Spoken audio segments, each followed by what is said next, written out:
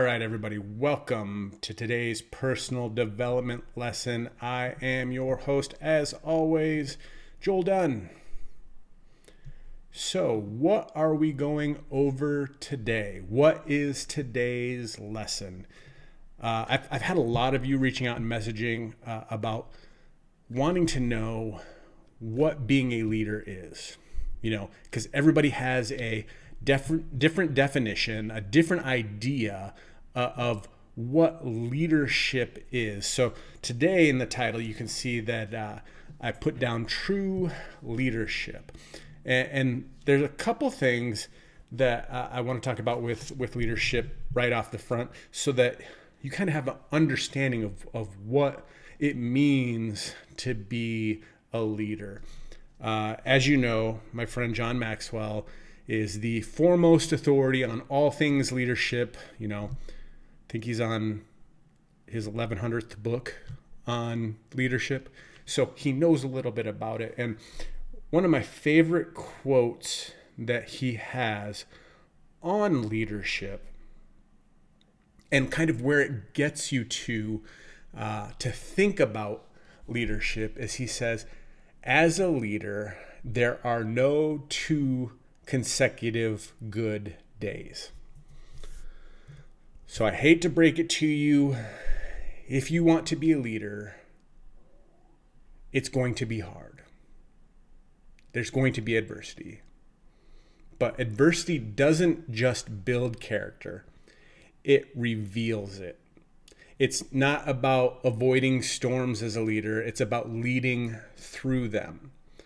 So if you understand that as the fundamental thing is you are going to constantly be in adversity, guess what? Leadership is for you. Some people get to choose leadership. Other people get thrusted into it. And then, like some people think that people are born into leadership. And here's the thing about it. It is one of those areas in life where once you realize these two things, one, there's never two consecutive good days.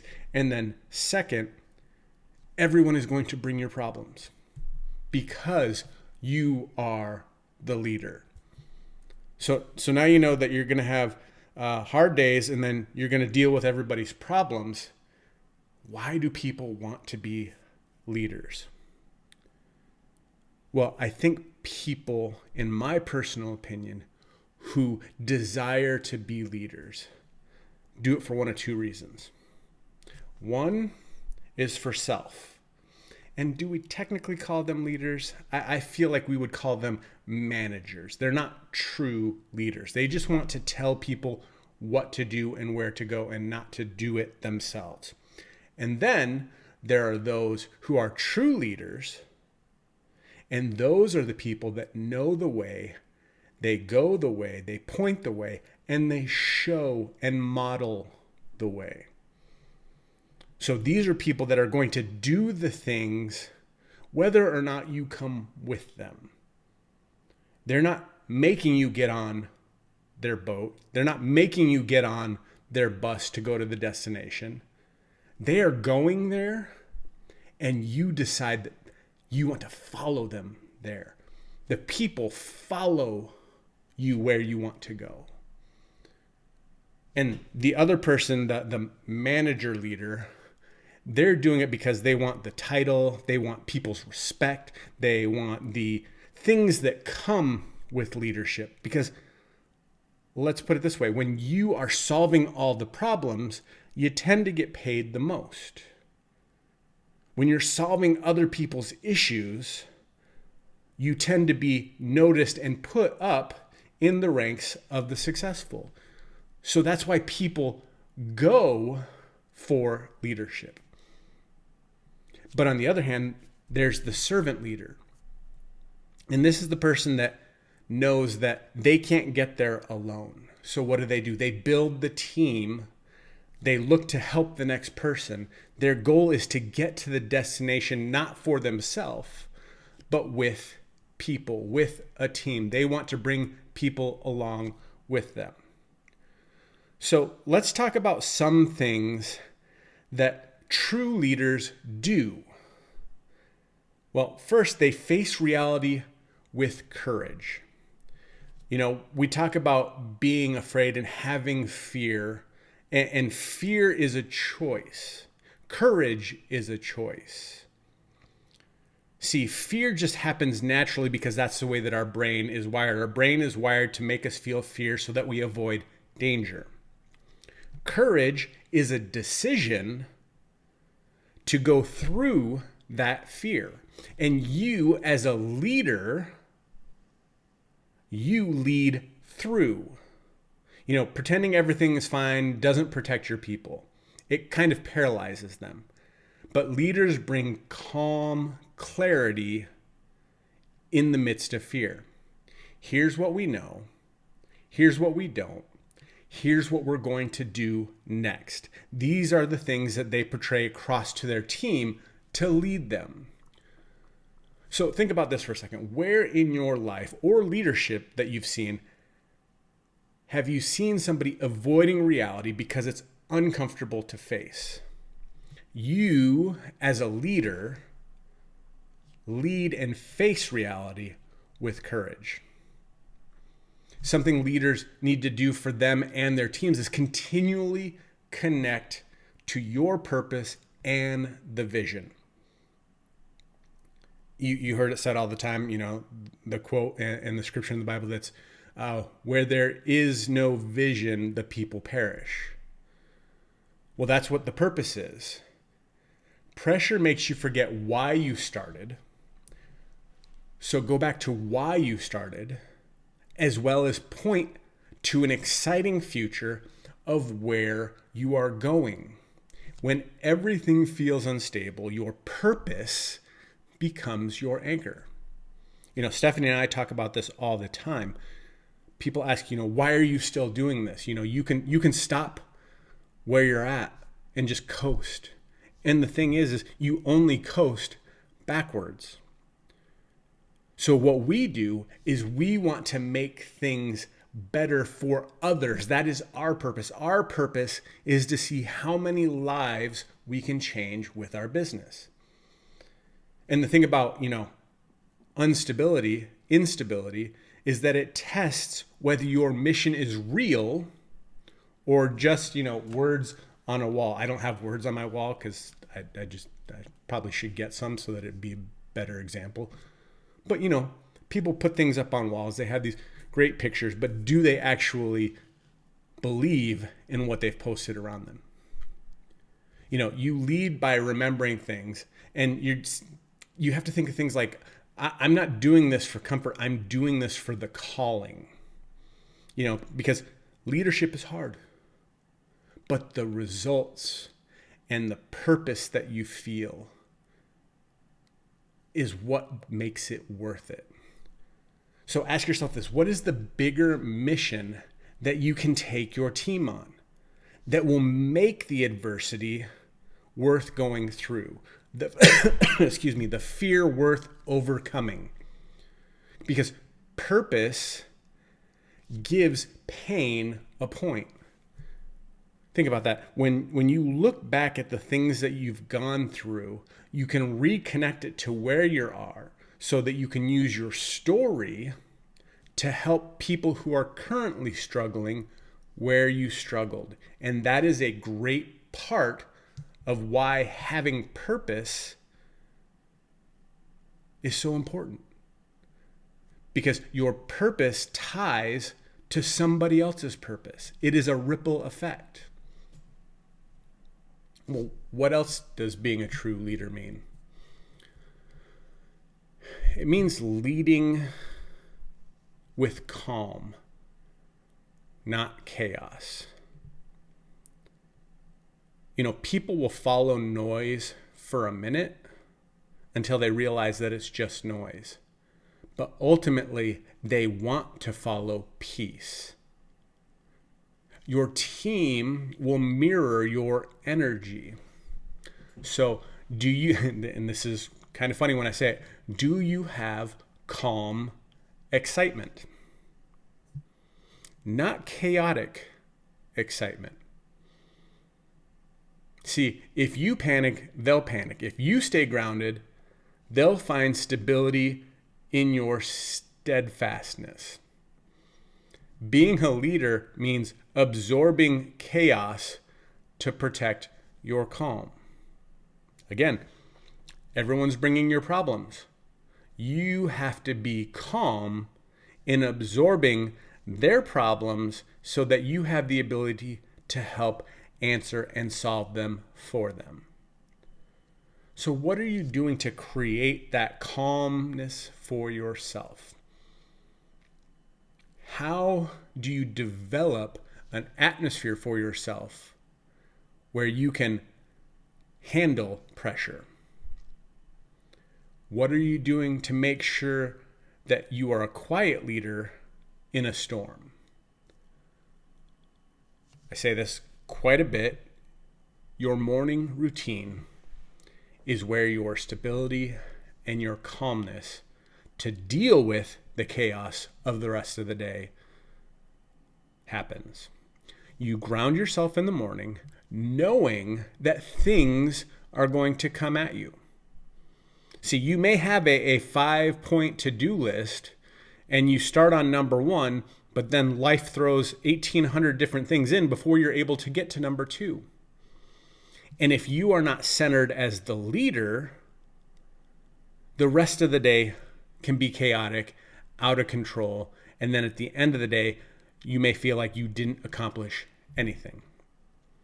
But if you've created a habit of grounding yourself, creating calm, you know how to deal with things under pressure, and that brings great relief to your team, to the people that you're leading. So when the storm is loud, you get calm and you show what the next steps are, which is what we'll talk about next. Focusing on small wins. See, as a leader, you have to bring people back not only from the big picture that you're sharing with them, but to the smaller day by day, because you know how to do all of the things in between. That new person that's following you, that new person that's joined your team, they may not know what to do and what to focus on. So your job as a leader is to cast a big vision for your team, but then to get them to focus on the small wins and the small steps, because momentum is built in inches, not in miles. See, when you look at the big picture, a lot of people feel powerless, like they can't do it. They lose confidence in themselves. But when you help them focus on small steps and small wins, it helps build their confidence. And when you build confidence, momentum starts to happen. So stop waiting for big breakthroughs to happen.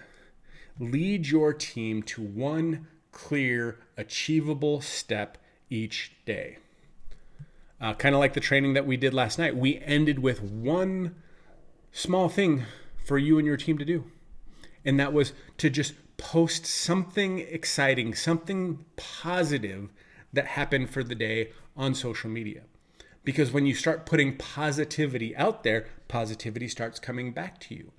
Because forward motion, no matter how small it is, beats frustration and no movement every time.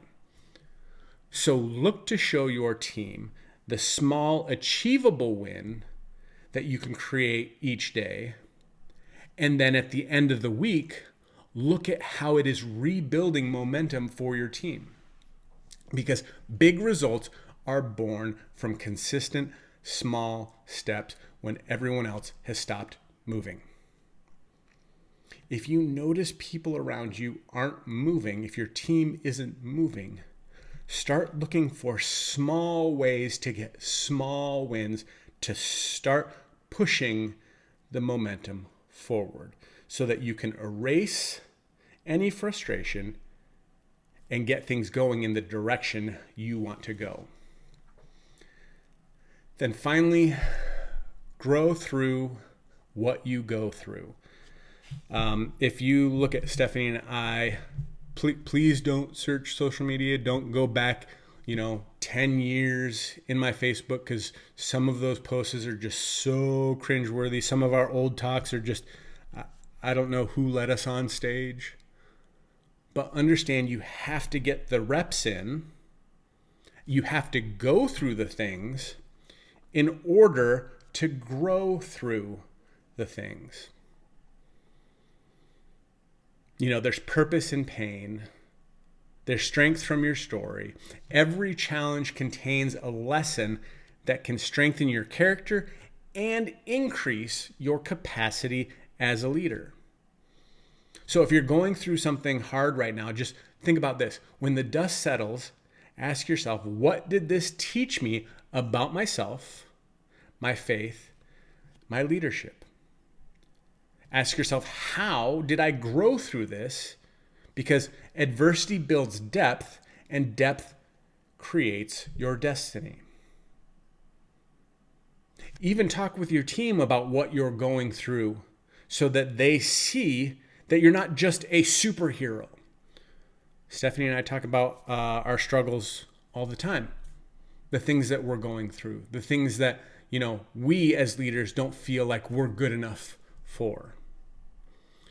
But we constantly share how we're growing, what we're learning, so that we can help grow everyone around us. Because when everybody around us grows, everybody ends up winning and being better. So here's the thing. What is one lesson from a current challenge that you're going through that will make you a stronger leader on the other side?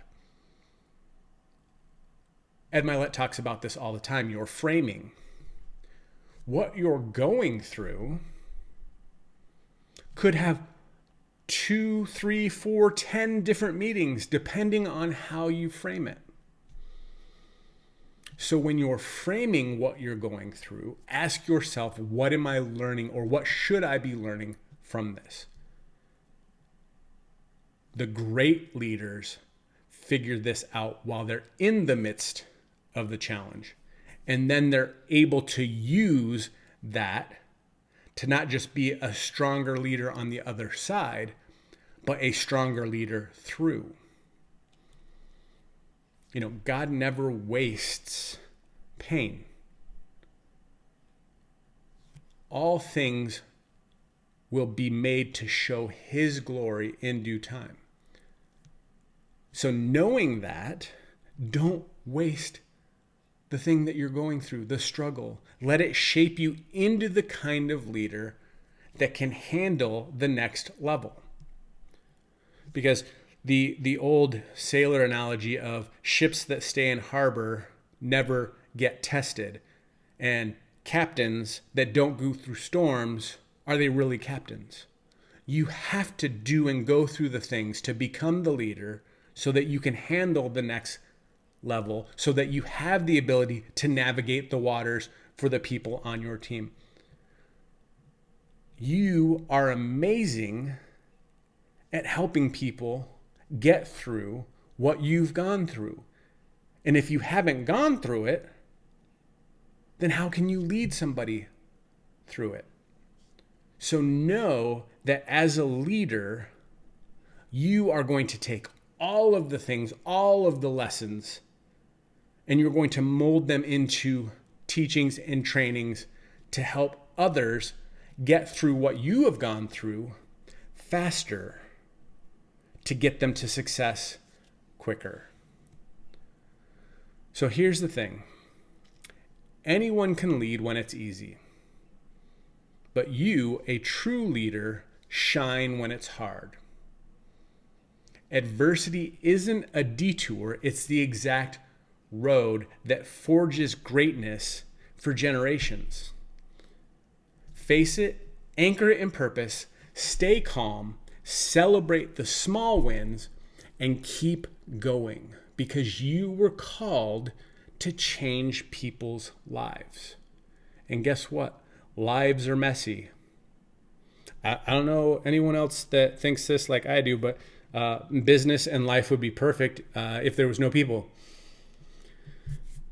because people are messy. And we love you so much and we want to help you. And when that becomes your calling, you have the ability to impact your world, the world around you, for good, for years, decades, generations to come. Here's a couple things that you should do this week. Write this down on a sticky note and put it on your mirror. I don't shrink in adversity. I strengthen through it. I lead so that I can help others get to the destination. If you read those things to yourself in the morning, you will have a different posture through the day.